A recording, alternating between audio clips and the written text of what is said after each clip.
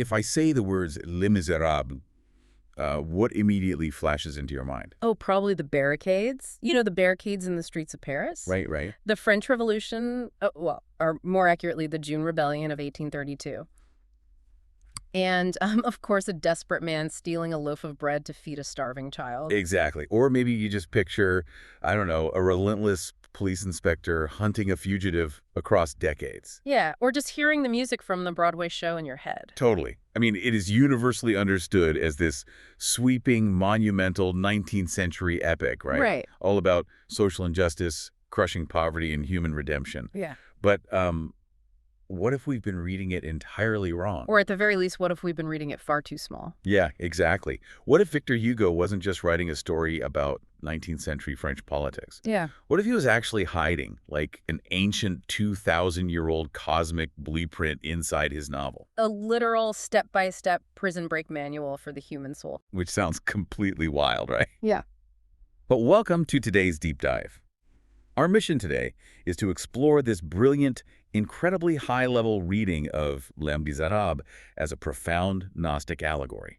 And we are bringing together a really fascinating stack of source material for this. We really are. We're layering Hugo's massive original text over ancient Gnostic writings. So we're talking about the apocryphal Gospel of Thomas, the Gospel of Mary, and the Gospel of Philip. And to bridge that ancient stuff with the modern, we're weaving in Carl Jung's psychological framework. Yes, especially his writings on the archetype of the Redeemer and the excruciating process of individuation. So we are going to use this analytical lens to decode Jean Valjean's journey. Right. We aren't looking at him as just a guy running from the cops. No, we're looking at him as the ultimate escape artist, like breaking the divine spark out of the material world. And the stakes of this interpretation are, frankly, incredibly high because it changes the very nature of the conflict in the book. It really does. We aren't just talking about a man avoiding jail time anymore. Right. We are mapping the internal, psychological, and spiritual checkpoints of awakening. Exactly.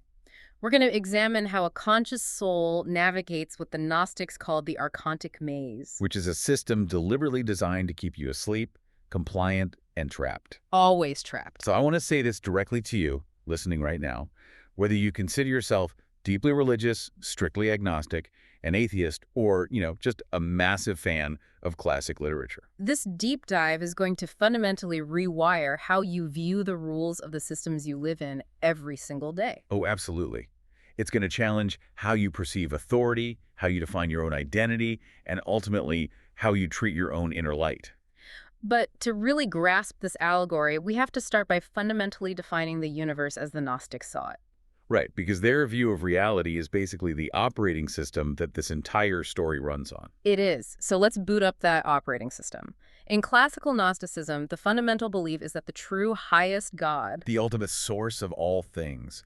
Right, that God is infinite, entirely unknowable, and exists completely outside of this physical universe. Like completely separate. Yes. This realm of pure spiritual light is called the pleroma, which translates roughly to the fullness. The fullness, yeah. But here is the massive twist. The physical world, we actually live in the realm of matter, time, suffering, the laws of physics, human society. Heavy stuff. Exactly. Yeah. All of that was not created by this true God. Which is such a wild departure from traditional theology. It is. In Gnostic cosmology, the material universe is essentially the result of a cosmic mistake. Right. It was created by a lesser, flawed, and profoundly ignorant deity known as the Demiurge. Sometimes he's called Yaldabaoth, right? Or the blind god. Yes, the blind god.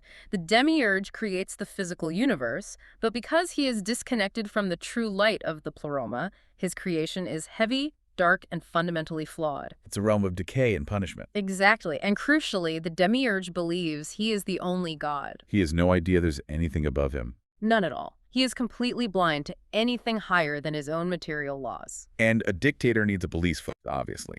The Demiurge doesn't rule this material prison alone. No, he has enforcers. These entities known as the Archons. The Archons, they're basically the wardens of the material realm, right? They are. They are the rule enforcers, the cosmic bureaucrats. I love that phrase, cosmic bureaucrat. Right.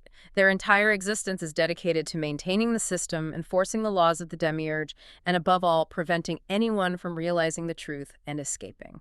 But here's the most important concept in all of Gnosticism, and this is where it connects to us.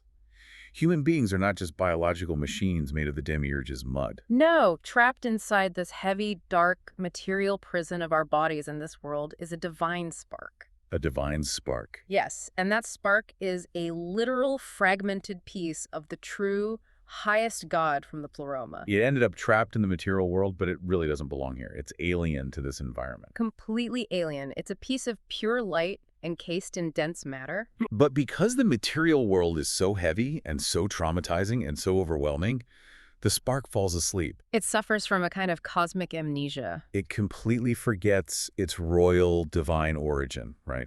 And it begins to believe that it is nothing more than the physical body it inhabits. And the social labels it is assigned. Which is exactly where we find Jean Valjean at the beginning of the novel. Mm-hmm. The parallel is just flawless. It really is. I mean, where do we first meet him? He is in the galleys, the brutal prison of Toulon. He is literally at the absolute lowest, most crushing level of the material system. In Gnostic terminology, he is in a state called hylic. That's derived from the Greek word for matter. Right, so he's a purely material being at this point. Completely disconnected from his spiritual origin. Hugo's description of Valjean's state in the galleys is just harrowing. It's brutal to read. It perfectly mirrors the Gnostic concept of the soul trapped in the abyss. Hugo writes that Valjean was stripped of his humanity. He is no longer even given a name. He's reduced to a number. Exactly. 24601. Hugo says he was no longer Jean Valjean. He was number 24601. Wow. And Hugo adds, they sank little by little into the chilling dark which engulfs solitary destinies. The chilling dark. I mean, that is the Gnostic abyss right there. Valjean has been reduced to an animal state. He's driven entirely by base physical needs, cold, hunger. And rage, right. This deep, blinding, comprehensive rage against the system that is crushing him. He is essentially a beast of burden carrying the weight of the Demiurge's punitive laws. And he's in there for 19 years, 5 for stealing the bread and 14 for trying to escape. Right. But then he is supposedly released. Supposedly. Because the genius of Hugo's narrative is showing that physical release is not true freedom. Exactly. When Valjean leaves Toulon, he is given the yellow passport. Okay, this is a crucial artifact in our analysis. We have to talk about the yellow passport. It's so important. It's a document he is legally required to carry and present to every single authority figure. Every innkeeper, every employer. It brands him permanently as a very dangerous man. It dictates where he is allowed to travel, what kind of terrible wages he can be paid, where he can sleep. Everywhere he goes, the law ensures he is treated as a pariah, as a monster. So in our Gnostic framework, this yellow passport represents a very specific, insidious concept. It is the imitation spirit. Yes. The imitation spirit is a brilliant and terrifying concept in Gnosticism. What is it exactly, for people who aren't familiar? It is essentially a false identity, a synthetic ego that is assigned to the soul by the Archontic system. Oh, wow. So the system assigns you a fake self. Exactly. The Archons know that if the divine spark remembers its true royal nature, it will break the system. Right. So they preemptively give it a fake material identity, a label, to keep the spark contained, confused, and focus entirely on the material rules. Wow. So the yellow passport is telling Valjean, you are a criminal, you are a dangerous beast. This is your entire reality. And you will never be anything else. And because he has had his true memory beaten out of him for 19 years, he believes it. He completely accepts the imitation spirit. Think about the yellow passports in your own life. You know, the labels the system hands you. Oh, that's a great point. Your credit score, your job title, your past mistakes, your socioeconomic status. Right. The imitation spirit is the voice of the system telling you that your spreadsheet metrics are the absolute totality of your identity. Which brings us to a really profound concept from one of our ancient sources, the Gospel of Philip. Yes, the Gospel of Philip is so clear on this. The text explicitly states, ignorance is slavery, knowledge is freedom. Ignorance is slavery. And it goes on to say that the one who is a slave against his will can become free. Valjean is enslaved against his will by these cosmic powers. Which take the earthly form of the state, the penal law, and the societal judgment of 19th century France. Right. His slavery isn't just the iron chains of Toulon anymore. No, it's a profound metaphysical ignorance. He has completely internalized the archonic label. But I want to pause here. Yeah, let's pause. Because we need to really challenge this framing. Okay, lay it on me. Well, if the material world is inherently a corrupted prison created by a blind, punitive God, Right. if the operating system is fundamentally malicious, then doesn't that make Hugo's intense focus on social reform and feeding the poor somewhat pointless. Oh, I see what you mean. Like, why fix the plumbing in a prison if the ultimate goal of the soul is just to escape the prison entirely? Exactly. If the environment is this toxic, doesn't it inevitably just destroy the spark? So you're asking, can a corrupted OS permanently corrupt the software running on it? Yes, that is the central philosophical tension of the novel, and it's a critique often leveled at Gnosticism itself. And Hugo wrestles with this directly in the text, doesn't he? He does. He asks, can human nature be so entirely transformed from top to bottom? Can man, created good by God, be made wicked by man? It's a heavy question. But the Gnostic answer, which Hugo ultimately aligns perfectly with, is that the environment can bury the spark under mountains of trauma. Right, it can make it forget its nature. But it cannot extinguish it. Yeah. Because the spark is made of something the Demiurge doesn't control. It's alien material. Exactly. Hugo answers his own agonizing question by writing, is there not in every human soul a primitive spark, a divine element, incorruptible in this world, immortal in the next, which can be developed by good, and which evil can never entirely extinguish? He literally uses the word spark. He does. A primitive spark, incorruptible in this world. I mean, that is straight out of the Gnostic playbook. It is so explicit, and it perfectly mirrors one of the most beautiful apocryphal texts we have in our sources, the Hymn of the Pearl. Oh, I love the Hymn of the Pearl. Let's break that down for the listeners. It's a classic Gnostic allegory about a prince who is sent by his royal parents from the east, which always represents the heavenly realm of the Pleroma down into Egypt. And Egypt represents the dense material world in Gnostic literature. Yes, exactly. His mission is to retrieve a precious pearl guarded by a terrible serpent. But when the prince arrives in Egypt, things go wrong. Very wrong. He decides to blend in, he puts on their clothes, he eats their heavy food, and he falls into a deep, deep sleep. He forgets he is a son of kings. He forgets the pearl. He becomes, for all intents and purposes, an Egyptian. So Valjean, trudging along the dusty roads of France with his yellow passport, rejected by every inn, sleeping in the dirt, he is the prince in Egypt. He absolutely is. He is eating the heavy food of bitterness and hatred, wearing the clothes of a convict. He is trapped in this malicious operating system. Yeah. But this raises a mechanical question about awakening. What do you mean? Well, if you don't know you have amnesia, you don't go looking for your memories. If you are entirely asleep, how do you wake up? That is the core problem. Because the system itself, Yeah. the Archons, the Demiurge, the police, the innkeepers, they're never going to wake you up. No, they want you asleep. They rely on it. So how does it happen? Awakening cannot be generated from within the corrupted system. It requires an intervention. A transmission from outside the system. Right. It requires a messenger from the Pleroma to inject a foreign code, a wake-up call, into the material world. And that brings us to the inciting incident of the entire epic, the arrival of the Lightbringer. Yes, the bishop. Right, if Valjean is wandering cold and starving, he's been thrown out of taverns, he's been chased out of a dog kennel where he tried to sleep. Finally, someone points him toward the house of the local bishop, Monseigneur Bienvenu Muriel. And this encounter is famous. Everyone knows the story of the bishop and the candlesticks. But through a Gnostic lens, what the bishop is doing is completely revolutionary and honestly a bit heretical to Orthodox doctrine. It really is. To understand this, we have to contrast two very different ideas of who Christ is in our sources. Okay, this is a vital distinction. Let's separate what we might call the Church Christ from the Gnostic Christ. Right. For the Archontic system and for characters like Inspector Javert, who we will definitely dissect thoroughly later, the Church Christ is the ultimate enforcer of the Father's rules. He is the Lord, the Master, the Supreme Judge who demands absolute repentance. And he hands out salvation strictly based on your obedience to the moral law.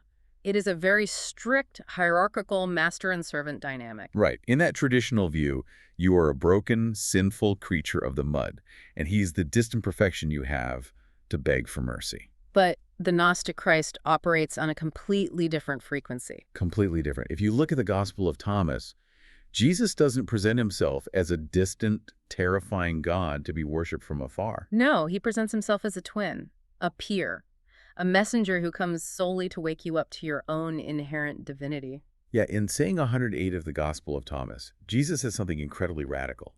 He says, "He who will drink from my mouth will become like me. I myself shall become he, and the things that are hidden will be revealed to him. I myself shall become he. That's astonishing. The Gnostic Christ doesn't say, bow down and worship me. He says, realize that you and I are fundamentally made of the exact same light. And this is precisely the frequency the bishop operates on. Yes. Think about it. When Valjean arrives at the bishop's door, he looks like a terrifying beast. He is holding a heavy stick. He looks wild and dangerous. He basically demands food and announces, I am a galley slave. Here is my yellow passport. I am a dangerous man. And how does the bishop react?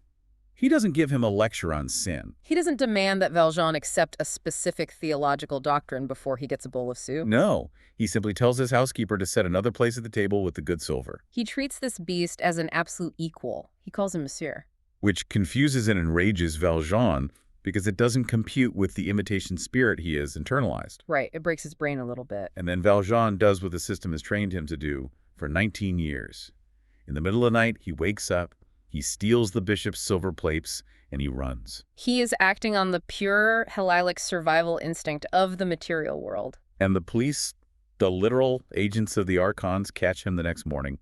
They find the silver, they drag him back to the bishop's house. And according to the mathematical logic of the Demiurge, the logic of an eye for an eye, Valjean's fate is sealed. He is a repeat offender. It's an automatic life sentence back in the crushing darkness of the galleys. The system is working exactly as designed. But what does the bishop do? He performs an act of profound sacred subversion. Yes, sacred subversion. The police tell the bishop, we caught him running away with his silver. And the bishop looks at Valjean and says, there you are. I'm glad to see you. But I gave you the candlesticks also, which are silver like the rest, and would bring 200 francs. Why did you not take them along with your plates? Let's really analyze the mechanics of this moment. The bishop lies to the police. He literally lies to the authorities. In traditional rigid morality, lying is a sin. You do not bear false witness. But in Gnostic thought, the laws of the Archons, the laws of the Demiurge, are entirely illegitimate. They are a false construct designed to enslave. Therefore, breaking them to free a divine spark is not a sin, it is a holy act. The bishop is performing an inversion of the Lucifer archetype. Oh, that's a fascinating connection. Explain the Lucifer inversion. Well, normally we think of Lucifer as the ultimate evil, the devil. But the word Lucifer literally translates from Latin as lightbringer. Right, the bearer of light. In certain esoteric and Gnostic traditions, the serpent in the Garden of Eden isn't an evil tempter. It is a messenger of light sent by the true God in the pleroma to wake Adam and Eve up. Because the Demiurge wanted to keep humanity ignorant, naked, and blindly obedient in the garden. Exactly. The serpent comes and says, eat from the tree of knowledge, gnosis. You are not slaves, you are gods. And the bishop acts as this light bringer. By lying to the Archons, he shatters the mathematical logic of the material world. He short-circuits the operating system. He tells Valjean, Jean Valjean, my brother, you belong no longer to evil, but to good.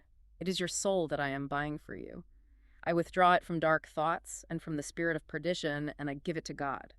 And those silver candlesticks are profoundly symbolic artifacts. They are. If we go back to the Hymn of the Pearl, we asked how the sleeping prince wakes up from his amnesia in Egypt. Right. The text says his royal parents send him a letter in the form of an eagle. The eagle flies down to him, speaks to him, and reminds him of his royal origins and his mission to get the pearl. So the bishop's silver candlesticks are Valjean's letter. Yes.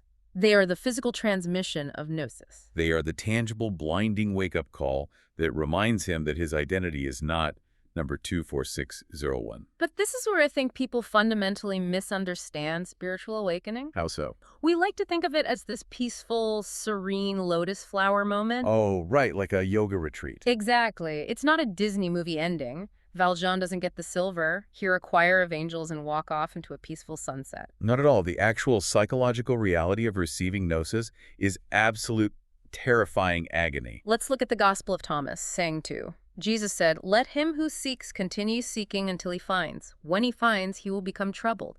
When he becomes troubled, he will be astonished, and he will rule over the all. He will become troubled. That is the key phrase. Yes. When Valjean is walking away from the bishop's house, he is in a state of profound shock. And what happens? He is sitting on a path, and the little chimney sweep named Petit Gervais walks by, tossing a 40-sou coin in the air. A coin drops. Valjean completely unconsciously puts his foot on it. The little boy cries and begs for his money, and Valjean essentially roars at him like a wild animal and chases him away. It's a reflex. It is a deeply ingrained habit of his Egyptian conditioning. He steals from a child. But then suddenly, the gnosis kicks in. The light the bishop gave him illuminates his own internal darkness. He realizes what he's just done, and it destroys him. Hugo writes this incredible passage where Valjean beholds his own life, and it seemed horrible to him. Hugo says it seemed to him that he was looking upon Satan by the light of paradise. It is a violent, terrifying disruption of the only rules he has ever known. If we bring Carl Jung's framework in here from our source texts, Psychology and Religion, we can understand exactly how this agony functions. Yeah, Jung is brilliant here. Jung talks extensively about the process of individuation, the process of the unconscious becoming conscious, of realizing the true self. And it's not easy. Not at all. Jung writes that self-realization amounts to God's incarnation. And because individuation is an heroic and often tragic task, the most difficult of all, it involves suffering, a passion of the ego. Right, the ordinary empirical man we once were is burdened with the fate of losing himself in a greater dimension. He suffers, so to speak, from the violence done to him by the self. The violence done to him by the self. That phrase perfectly encapsulates Valjean's breakdown. When Valjean finally breaks down weeping on the road the first time he has cried in 19 years, it isn't a moment of pure peace. It is the violent displacement of his holic ego by the true divine self. The entire internal architecture of survival he built in the galleys is being torn down in his own mind.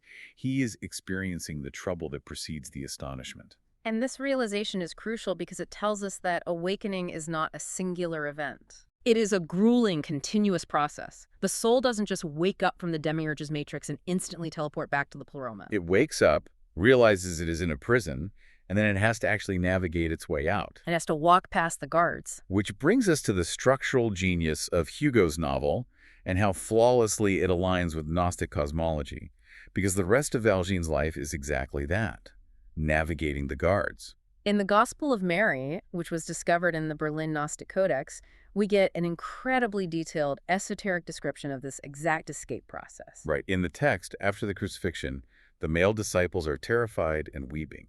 Mary Magdalene steps up to comfort them and reveals a secret, mystical vision Jesus gave her about how the soul ascends and returns to rest. In Mary's vision, the ascent of the soul is not a passive float up to heaven. The soul must literally argue its way past 7 archontic powers that control the planetary spheres and try to keep the soul trapped in the material atmosphere. Wow, so there are 7 distinct powers. Yes. Our source text, drawing from Karen L. King's translation and analysis, outlines these 7 powers. They are darkness, desire, ignorance, the zeal for death, the kingdom of the flesh, the foolish wisdom of flesh, and the wrathful wisdom. The soul's entire post-awakening battle is focused on overcoming their illegitimate domination through an unwavering commitment to the truth. I really want to spend significant time on this because it maps perfectly to Valjean's life journey. Yeah, let's do it. Because this isn't just a list of bad things. These are specific psychological and systemic traps. Think of them as existential checkpoints. Like boss fights in a video game. Exactly like boss fights. When an Archon steps in your path and tries to stop you, you have to prove you know who you really are. You have to use passwords of self-knowledge gnosis to dissolve their authority. Let's look at how Valjean confronts and dismantles each of these 7 powers, level by level, starting from where we just were. Okay, level 1 is darkness. In the Gospel of Mary, darkness is the heavy, ignorant, completely unconscious state of the soul. It's the belief that the material body and its physical suffering are all that exist in the universe. Right. For Valjean, this is unequivocally his time in the galleys. The Gnostic password to defeat darkness is the realization, I am a child of the living one. It is acknowledging that your spark is not made of the mud you are standing in. And Valjean defeats darkness the moment the bishop's light penetrates his mind on the road. But immediately he faces level 2, desire. Yes. Desire. In Mary's vision, desire tries to bind the soul with craving and the illusion of ownership. It says, you belong to me because you want what I have. For Valjean, this is the theft of the silver. It's the impulse to take what he physically wants because the world owes him for his suffering. It's transactional, material thinking. Exactly. And to pass this, the soul must realize, I have recognized myself. I am not what you think I am. Valjean passes this gate when the bishop short-circuits his desire for petty revenge and material wealth with an act of radical mercy. The silver ceases to be wealth and becomes the letter of awakening. Which brings him to level 3. Ignorance. What is this power? This power is the state of following the rules without knowing why, of being entirely bound by the labels and definitions given to you by others. Oh, man. This corresponds perfectly to the yellow passport. It really does. The system tells him he's a dangerous outcast. Ignorance tempts him to accept the identity of criminals simply because the archontic law dictates it. And to pass this gate, the soul declares, I have seen the source. Your labels do not stick to my light. Right. When Valjean assumes a new name, Monsieur Madeleine, and literally tears up his passport, he is actively rejecting the Archon's definition of his existence. He refuses to be defined by ignorance. But then we hit level 4, which introduces the primary antagonist of the story. Level 4 is the zeal for death. Now, this sounds like someone just wanting to die, but in Gnosticism, it's more insidious than that. Yeah, the zeal for death is the rigid, letter-of-the-law mindset that gleefully kills the living spirit in order to save the written rulebook. It is the belief that people cannot change, that a mistake is a permanent stain. In the novel, this is embodied completely by Inspector Javert. The belief that once a thief, always a thief. And to pass this power, the soul must realize, I am released from the world. Your material judgment has no power over the eternal. Valjean spends his entire life navigating the physical manifestation of this power, just constantly evading Javert's fatal grasp. And escaping Javert leads him directly into the most dangerous trap of all. Level 5, the kingdom of the flesh. Or the temptation of the Demiurge. This is a critical psychological juncture, and it's where a lot of modern people get stuck. What happens here? Well, Valjean reinvents himself as Monsieur Madeleine. He invents a new manufacturing process for black glass jewelry. He brings massive economic prosperity to a whole region. He builds hospitals. He becomes a wealthy, beloved, and respected mayor. From the outside, he has won the game of life. But from a Gnostic perspective, this is a massive spiritual trap. Wait, why is it a trap? I mean, he's doing good. He's helping people. He's rich. Because he has mastered the material world, but he is living a profound lie. He is hiding his true history behind a mask of societal success. He is still operating within the Demiurge's matrix, just at the top of the pyramid instead of the bottom. His ego has attached itself to being the good, wealthy mayor. Oh, I see. And this leads to what is arguably the most agonizing chapter in the entire book, the Champmathieu affair. Yes, the Champmathieu affair. This is the ultimate trial of the soul at the 5th level. Let's break down the mechanics of this scene because it is masterfully done. A poor, simple-minded, elderly man named Champmathieu is arrested for stealing apples. But because he looks a bit like Valjean, and because some former convicts identify him, the police and Javert believe they have finally caught the notorious Jean Valjean. Champmathieu is going to be sent to the galleys for the rest of his life. And Valjean, currently living safely as the wealthy mayor Madeleine, faces a horrific, impossible choice. The Archons have provided him with the perfect scapegoat. He can stay quiet. He can rationalize it by saying, I do so much good for this town as mayor. Hundreds of people rely on my factories. It is for the greater good that I stay free, even if this one simpleton takes the fall. But that is the logic of the kingdom of the flesh. It is utilitarian material survival. But the alternative is total material destruction. He can go to the court in Arras, reveal his true identity, save Champmathieu, and instantly lose his wealth, his status, his freedom, and be sent back to the chilling darkness of the galleys. In our Gnostic sources, the concept of truth is paramount. The Greek word for truth is aletheia, which literally translates to unconcealment or unforgetting. To pass the 5th power, the soul must actively unconceal itself. It must declare, my kingdom is not of this place. I surrender the mask for the truth. Valjean spends an entire night pacing his room in agonizing cognitive dissonance. He even throws the bishop's candlesticks into the fire in a moment of madness, trying to destroy his conscience before pulling them out. And then he makes a choice. He travels to the court. He walks into that courtroom, surrounded by the judges, the police, the ultimate archons of the state. Champmathieu is confused and terrified. And Valjean stands up in the middle of the trial and says, Gentlemen of the jury, order the prisoner to be released. Monsieur President, have me arrested. He is not the man whom you seek. It is I. I am Jean Valjean. He actively, willingly destroys his material ego, his wealth, and his physical safety, solely to protect the integrity of his divine spark and the spark of an innocent man. It is breathtaking. He chooses the invisible spark over the visible ego. He completely bypasses the logic of the Demiurge. He passes the 5th power. But the ascent continues. Level 6 is foolish wisdom. In Gnosticism, this represents intellectual or spiritual ego. It's the trap of thinking you are holy or superior because you separate yourself from the messy world and follow strict ascetic rituals. Right, for Valjean, this corresponds to his time hiding in the convent of the Petit Picpus. After escaping Javert again, he and his adopted daughter, Cosette, find sanctuary behind the high walls of a convent. He becomes a gardener. In our allegory, Cosette represents the lower Sophia, the divine spark trapped in the vulnerable, innocent state that needs protecting. Valjean builds a sacred garden for her in the convent. It is safe, quiet, and deeply spiritual. But the risk here is becoming a holy recluse. The foolish wisdom of the flesh is hiding from the world entirely, seeking personal peace while ignoring the active, dynamic nature of the spark. The spark is meant to experience and redeem the world, not just hide from it. Valjean eventually realizes, as Cosette grows older, that he cannot keep her locked away in false, sterile purity. They must leave the convent so she can experience life, love, and the real world despite the dangers. Which prepares him for the final boss fight. Level 7. Wrathful wisdom. This is the cosmic terror of the unknown, the violent chaos of the material world right before the soul completely dissolves into the infinite.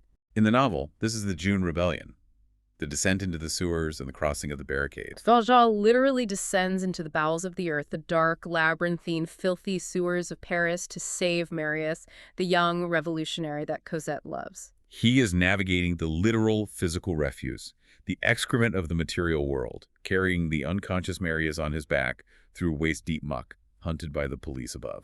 And to pass this final gate, the soul in the Gospel of Mary says, I am silence, I am rest, I have conquered the world. Valjean emerges from the sewer, having conquered the final, most disgusting depths of the Demiurge's creation purely out of selfless love. It's an incredible journey. He is forging his own keys to the prison. If we look at the Gospel of Thomas, saying 39, Jesus warns, the Pharisees and the scribes have taken the keys of knowledge and hidden them. They themselves have not entered, nor have they allowed to enter those who wish to. The authorities, the Archons, hide the keys. They don't want you to know the passwords. But Valjean doesn't ask a priest, a judge, or a politician for permission to ascend. He is forging his own passwords of self-knowledge at every single level by continuously refusing to be defined by the system's labels. He is engaged in what Karen L. King, in her analysis of the Gospel of Mary, describes as covert resistance. Exactly. The soul's battle with the powers isn't fought with swords. It focuses on overcoming their illegitimate domination through an unwavering internal commitment to the good. But to truly understand the brilliance and the scale of Valjean's covert resistance, we have to look much closer at the wardens of this prison. We need to examine the psychological profiles of the Archons who guard these gates. Because they represent the forces we all fight against every day. Let's talk about Inspector Javert. I think Javert is perhaps the most fascinating, tragic character in the novel, especially through this esoteric lens. If Valjean is the divine spark ascending, Javert is the absolute manifestation of the chief Archon. He is the Demiurge, the blind god, Yaldabaoth, made flesh. Hugo's origin story for Javert tells you everything you need to know about his metaphysical status. Hugo tells us Javert was literally born in a prison. His mother was a fortune teller, a woman of superstition, and his father was a galley slave. He is a literal product of the abyss. He was born in the darkness, and he knows absolutely nothing else. And what makes Javert so terrifying is that he is not evil. He isn't a mustache-twirling villain who enjoys torturing people for fun. Right, he is mathematically, ruthlessly precise. He is entirely law-bound. He believes in a rigid, binary spreadsheet morality. In his mind, a man is either a flawless, law-abiding citizen or he is a damned convict. There is no gray area. There is no nuance. And most importantly, there is no possibility of evolution. Because, just like the Demiurge, Javert is blind to the pleroma. The Demiurge believes his material cause and effect laws are the highest and only reality in the universe. Javert cannot comprehend concepts like change, redemption, or grace, because those things are not written in the French Penal Code. He represents the crushing gravity of the material world, constantly trying to pull the rising spark back down into the system. Every time Valjean rises spiritually, Javert physically appears, serving as a cosmic necessity, demanding that the spark stay in its assigned, fallen place. Wait, if Javert is the rigid law, what about the Thénardiers, the family that abuses young Cosette? Where do they fit in? Because they aren't lawful at all. They are criminals, scammers, thieves. If Javert is the law of the Demiurge, the Thénardiers are the parasites of the Demiurge. The parasite. They represent the demonic powers of the unrefined, chaotic material world. They run the inn where Fantine, Cosette's mother, leaves her. They are the perfect embodiment of what the Gospel of Thomas describes in saying 28. What does that saying say? Jesus says, "I took my place in the midst of the world, and I appeared to them in flesh. I found all of them intoxicated, blind in their hearts and do not have sight." Intoxicated by the material world. Exactly. The Thénardiers are completely drunk on greed and material scamming. They have absolutely no spiritual sight. When they look at young Cosette, they are entirely unable to see a divine spark or an innocent child. They only see her caloric intake versus her labor value. They see an object to be exploited. They are the leeches feeding on the divine sparks trapped in the system. And that brings us to Fantine, Cosette's mother. Her story is so brutal. It is heartbreaking. She is a working-class woman who is fired from her job at Valjean's factory, ironically, by a gossiping forewoman without Valjean's knowledge because she has a child out of wedlock. She falls into absolute destitution trying to pay the extortionate demands of the Thénardiers to keep Cosette alive. In our Gnostic framework, Fantine represents the fallen Sophia. Right. In Gnostic myth, Sophia, which means wisdom, is a divine emanation from the Pleroma, who tragically falls into the material chaos and becomes trapped, divided, and abused by the Archons. Fantine is the soul fallen so deep into the material world that she is being systematically disassembled for parts. She sells her hair to make wigs. She sells her front teeth to a traveling dentist. And eventually, she sells her body on the docks just for a bit of bread to support her child. She is broken by the system, and she cries out for the light to rescue her offspring, the spark that is Cosette. And Valjean, acting as the awakened messenger, arrives to answer that cry. What strikes me so deeply about this is how incredibly modern these archetypes feel. I mean, think about your own life, your own workplace, your own social media feeds. Think about how many people today operate exactly like Javert. Oh, absolutely. People who aggressively police others based on rigid binary spreadsheets of morality. Whether that manifests as online cancel culture, extreme political dogmatism, or rigid corporate bureaucracies where rules are rules regardless of human suffering, they cannot compute grace. Or think of the people who act like the Thénardier, driven entirely by transactional greed, viewing other human beings strictly as metrics, labor value, or stepping stones. It is a timeless, exhausting dynamic. And Carl Jung's psychological analysis in his book Answer to Job is profoundly relevant here. He discusses the idea of the shadow of God. The shadow of God. He notes that the devil, or the Archon, is essentially the aping shadow of God. Javert is trapped in the binary shadow nature of the Demiurge. He only sees the law and the breaker of the law. He is utterly unable to perceive the higher realm of pure ideas, the realm of the spirit where opposites are reconciled in mercy. And that profound inability to perceive mercy is what ultimately destroys him. Which brings us to what is easily my favorite part of this entire deep dive. We are at the climax of the novel. The barricades are up in the streets of Paris, the revolution is failing, the army is closing in. Javert has infiltrated the student revolutionaries as a spy, but he has been discovered, captured, and tied to a post in a tavern. The students sentence him to be executed. Valjean, who has come to the barricade solely to protect Marius, volunteers to execute the spy himself. The students agree. Valjean takes Javert down a side street, into a blind alley, out of sight of the others. This scene is the ultimate explosive collision of Gnosis and the law. Valjean finally has his tormentor, the chief Archon, who has hunted him relentlessly for decades, entirely at his mercy. Javert expects to be shot. It is the logical, mathematical outcome according to the rules of the material world. It is exactly what Javert would do if the roles were reversed. The Valjean commits an act of alien mercy. Alien mercy. He pulls out a knife, and instead of slitting Javert's throat, he cuts his bonds. He gives Javert his home address, telling him where he can find him if Javert survives the battle.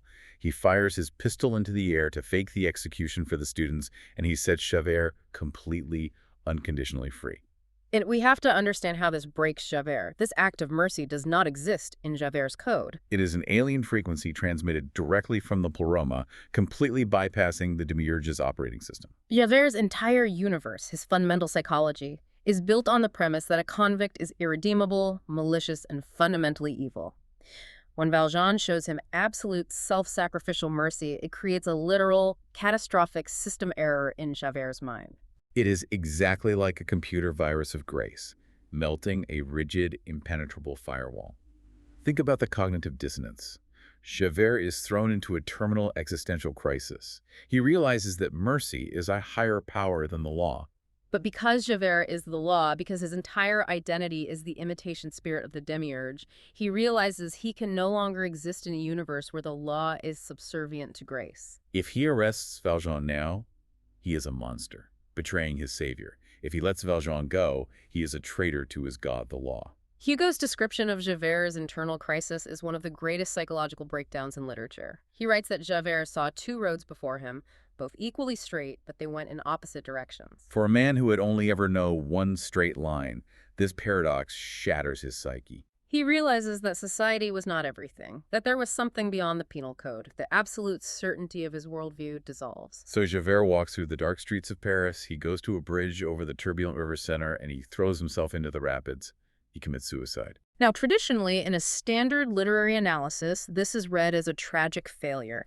The rigid man who couldn't bend, so he snapped. But wait, I have a massive question here, based on our Gnostic reading. Is Javert actually saved in this moment? Does the Archon reach Gnosis? It is a profound, beautifully complex question. If we reframe Javert's suicide through our esoteric lens, we can view it not as a tragic failure, but as an act of Gnostic alchemy. Gnostic alchemy, how does that work? Think of it as a dual baptism. First, he experiences the baptism of fire. The internal cognitive dissonance, the agonizing paradox of mercy, acts as an internal fire that shatters his rigid logic and burns away his material shell. Wow. Then, the baptism of water. Plunging into the Seine represents the total, terrifying dissolution of the archontic ego.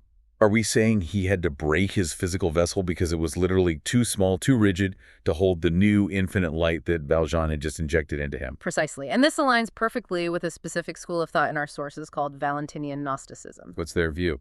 Valentinianism was a more optimistic strain of Gnosticism, which posited that all of creation, even the shadows, even the Archons, must eventually return to the pleroma. So the divine plan isn't to just escape and leave the darkness behind. No, the plan is to redeem the darkness.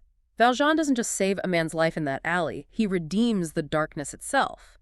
By injecting the virus of Gnosis into the chief Archon, he forces the Archon to transcend his own code. Javert resigns from the material world because he finally, agonizingly, glimpses the infinite. Yes. That is staggering. So having shattered the external laws of the Archons and having literally redeemed his captor through an impossible act of grace, Valjean's final step is entirely internal.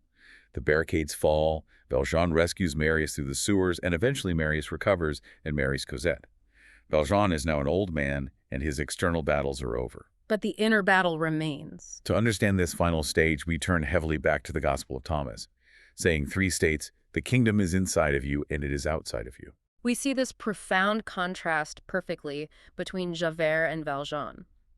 Javert spent his entire life looking for the kingdom, looking for order, truth, and salvation in the outside world. He looked for it in the Paris police files, in the rigid authority of the government, in the penal code, and he failed catastrophically. Valjean, however, found the kingdom in the most vile outside environment imaginable, the filth of the Parisian sewer, because he had already established it inside himself in his unwavering commitment to saving Marius. It's the ultimate paradox of the spiritual journey. The man in the pristine, powerful police uniform is living in hell, and the man wading through literal feces in the dark sewer is manifesting the kingdom of heaven. But Valjean still has one last internal hurdle to clear before he can fully ascend. Let's look at Thomas saying 22. It says, when you make the two one, and when you make the inside like the outside and the outside like the inside, then will you enter the kingdom. Valjean has been living a dual life. He is the respectable, saintly father figure to Cosette and Marius on the outside, but internally, he still carries the secret, shameful identity of the galley slave. He hasn't merged the two. Yes. To enter the final kingdom, to achieve total integration, he must shed his final masks. After Cosette and Marius are married, Valjean goes to Marius privately and confesses everything. He tells him he is a convict, a parole jumper, a man who technically, legally, does not even exist. He stops being Monsieur Fauchelevent or Madeleine the public saint, and he stops hiding 24601, the private prisoner. He merges them. He reveals his true, unvarnished, complex self. I want to really reflect on the sheer terror of this vulnerability. Going back to the Hymn of the Pearl, this is the ultimate final shedding of the Egyptian clothes. Valjean has built this safe, beautiful, loving life with Cosette. He has everything to lose, and he risks losing her completely by telling Marius the truth. Why is it so incredibly hard for us to drop our labels, even when we know they are false? Why do we cling to the imitation spirit? Because the human ego is absolutely terrified of dissolution. In psychology and religion, Jung addresses this directly. What does he say? He writes, self-recollection is about the hardest and most repellent thing there is for man who is predominantly unconscious. Human nature has an invincible dread of becoming more conscious of itself. Because dropping the labels means you are no longer defined by the external world. You are stepping into the void. Jung explains that true individuation requires looking at all the scattered, split-off contents of the psyche, the good, the bad, the shameful, the shadow, and consciously assimilating them to recreate the original man, what the esoteric Greeks called the protanthropos. The protanthropos. Yeah. The complete, undivided human. Valjean is pulling all the scattered pieces of himself together. The angry convict, the wealthy mayor, the terrified father, the selfless savior, he is making the two one. And once he does that, there is nothing left holding him to the material world. The gravity of the Demiurge no longer affects him. Which brings us to the finale of the novel, and the ultimate goal of the Gnostic soul, the bridal chamber and the robe of glory. The deathbed scene of Jean Valjean is one of the most transcendent moments in all of literature. He is fading fast. Marius and Cosette, having finally learned the full truth of his sacrifices, rush to his side. He is lying there in his humble room, and Hugo specifically notes that the room is illuminated by the light of the bishop's silver candlesticks. The original letter that woke him up decades ago is still shining, lighting his way out. Exactly. And as he dies, the names of those he loved merge in his mind. Fantine, the bishop, Cosette. In Gnostic theology, the ultimate culmination of the soul's journey is a mystical sacrament called the bridal chamber, or the unio mystica. This represents the moment the soul fully reunites with its divine counterpart, completing the integration of all opposites, male and female, light and dark, human and divine. He dies entirely empty of the material world. He has given away his massive fortune to Cosette. He has confessed his crimes. He has given away his daughter in marriage. He possesses absolutely nothing but the light. At this point, the powers of the Archons can no longer see him because he has become light. He has slipped completely off their radar. If we look one last time at the Hymn of the Pearl, when the prince finally returns to the Pleroma, having escaped Egypt with the pearl, he finds his robe of glory waiting for him. But the beautiful essential detail in the text is that the robe has grown and changed. It now mirrors his own image perfectly because of all his experiences and suffering in the mud of Egypt. Valjean didn't just escape the galleys, he earned his robe of glory through the galleys. He earned it through the hiding, the terror, the sacrifice at the barricades. The dirt of Egypt was woven into the gold of the robe. The suffering wasn't pointless, it was the raw material of his ascension. So what does this massive cosmic allegory mean for you listening right now? Right. How do you apply the Valjean way in your own life? Because whether we realize it or not, we are all navigating our own archonic mazes. We are all dealing with corrupted operating systems. Let's distill this into 3 practical shifts in perspective. First, there is the practice of sacred subversion. In your own life, you will inevitably encounter rigid systems, bureaucracies, or social dynamics that demand punishment, exclusion, or rigid adherence to a flawed rule. The Valjean way teaches that mercy is a higher technology than the code. Sometimes, the most profoundly divine act you can perform is to subvert an unjust, mechanical rule with a shocking act of grace. Just as the bishop did for Valjean with the silver, and just as Valjean did for Javert in the alley. Second, the sermon of the life. Look at the Gospel of Thomas. There are no massive public miracles in that text, no parting of the Red Sea. There is just inner, quiet transformation. Valjean doesn't preach on street corners. He doesn't write manifestos. He is simply a quiet light in a room full of archontic anger. When everyone else is shouting at the barricades or obsessed with their social status or panicking over the material world, you can choose to just embody the peace of the spark. Gnosis is caught, not taught. People will notice the alien frequency you operate on. And third, the wisdom of vulnerability. Fantine's tragic sacrifice and Valjean's agonizing final confession show us that true power lies in dropping the Egyptian clothes. Share your own fall. Acknowledge your own Egyptian period, your own time in the galleys. When you drop the pretense of perfection, you stop acting like an archon to the people around you, and you become a fellow traveler. A fellow traveler, I love that. You drop the imitation spirit and you just become a soul helping another soul navigate the maze. Okay, let's synthesize the incredible journey we've just been on. You have just traversed the multi-layered architecture of the Archontic maze.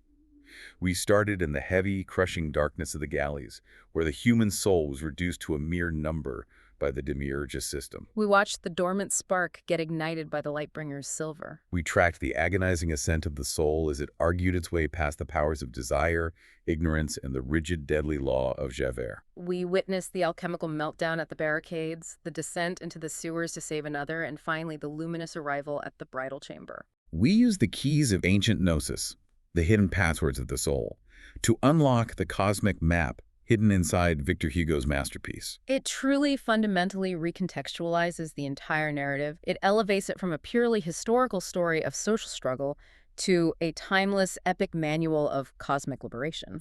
But I'm going to leave you with one final, deeply provocative thought to mull over, building on a specific concept we discovered in the fringes of our source material. It's called the absent Demiurge theory. What if the Demiurge, the flawed, blind creator of this material system, has actually already realized his mistake and ascended? What if he's gone?